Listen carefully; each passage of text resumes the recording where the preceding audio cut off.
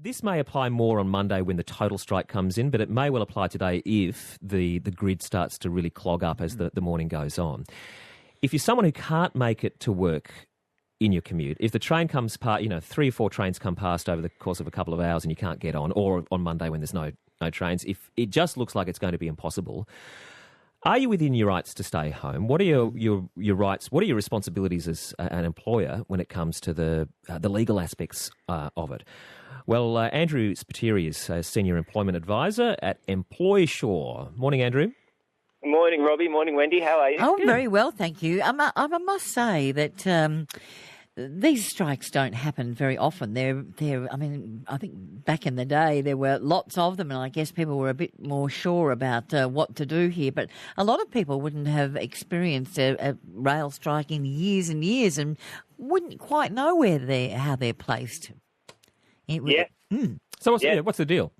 Look, certainly true. I mean, the laws around and the rules around applying for industrial action and strike action changed significantly when the Fair Work Act did come into play about 7 years ago now. 8 years ago now, I should say. But it's an interesting one in watching what's happening. A lot of employees, a lot of employers are unsure what to do on Monday, obviously, if that full strike ends up going ahead. And it's really just making sure, I guess, you're doing the right things. There's what the law asks you to do, and then there's what you can do as an employer to help your employees out as well. Okay, so take today's case, but I guess more particular on Monday. You can't get to work. You phone your boss and you say, look, it's just impossible for me to get to work. What are your legal rights?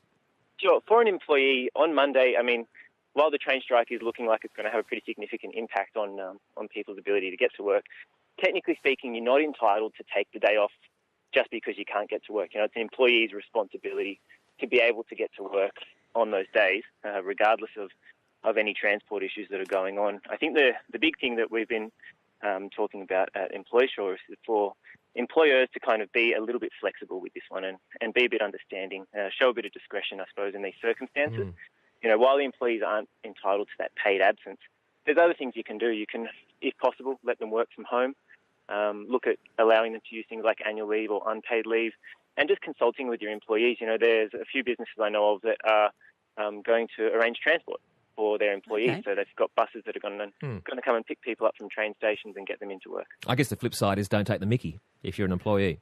Yeah, pretty much. If you say, look, sorry, boss, I can't make it because the trains are horrible, but in the background, the boss hears, boats revving and beers being drunk. Because there's a possibility. There's a possibility here for a 4-day weekend. Yeah, that's right. I think a lot of people, and I think that's what a lot of people might be looking at. But, again, as you said, Rob, it's about not taking the mickey in this one. The trust in an employment relationship is so important to going to what the relationship continues to be. And, an advantage on Monday might not be such an advantage on Tuesday or Wednesday or Thursday. That is true. So really the advice is let's be sensible about this. If you're way out in the outer suburbs, you've got a job in the city, then, if it is going to be really problematic on Monday getting in, then your boss should be sympathetic. But if you're 3 blocks away well, look, that's it. and you're a marathon runner, then maybe the excuse doesn't stand. No, that's right. I live about 7 k's away from work, so I'm not taking the chances on. I'm not taking the chance today or on Monday. I've decided to walk into work and avoid any risk. But it's one of those ones that employers need to consider what their internal policies are and where there's flexibility. You want to make it work for your employees. You don't want to lose that day of productivity. So if it's a case of someone gets in an hour later, you pay for an Uber or a taxi, or you let them work from home, and you can find a workaround for them. That's the best bet, rather than going on a hard and fast. If you're not here, you're in trouble, or if your train's delayed or cancelled, that you just don't bother coming in. So there's always about finding that middle ground. Roger that. Thank you very much, Andrew.